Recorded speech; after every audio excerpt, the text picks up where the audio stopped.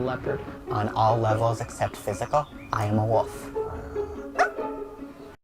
So, we all know that dogs have been selectively bred for dozens of years now, but what problems does it cause, and how are domestic dogs different from wild ones? First, a quick explanation on selective breeding. Selective breeding is the process of choosing parents of desirable characteristics to create offspring with those characteristics.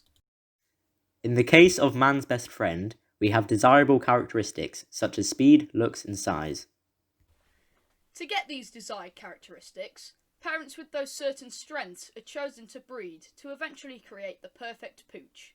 For example, if you want a dog for racing, you would choose the fastest parents, and theoretically, their offspring will also have the fast genes. This selective breeding, especially for cuteness characteristics, has had the unfortunate side effect of hindering dogs' abilities, such as the pug, which has been so selectively bred and inbred that it has made it extremely hard for the dog to breathe, only so it can look cuter. Other risks include that breeding larger dogs can cause hip dysplasia, and Dalmatians can be blind. This leads us on swiftly onto inbreeding and pedigree dogs. Pedigree means that the dog has been bred within its own breed and has a limited gene pool and are inbred themselves. Studies have definitively shown that inbreeding pedigrees drastically increases the chance of having birth defects and rare disease alleles, which makes them very vulnerable to certain infections. Because of these factors that inbreeding and selective breeding have led to, we agree that it should be lowered. Stopping it completely would be risking the dog species, but reducing it would help their pains and defects.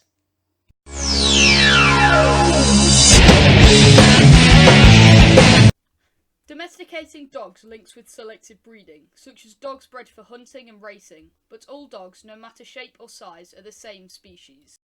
Historians believe that the first animal to be tamed by humanity was the humble dog, over 15,000 years ago, and were tamed as wolves. Believed to be the first dog, the remains of the Bonn Oberkassel breed were found buried alongside humans in caves as fossils. We do take dogs for granted nowadays. What was once a fearless predator is now inside a pink handbag eating lipstick. Of course, wolves still exist today, but will humanity ever tame those? We think not, but it is possible.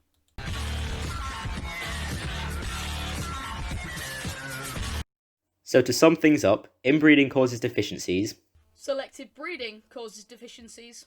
and I want a wolf. Goodbye.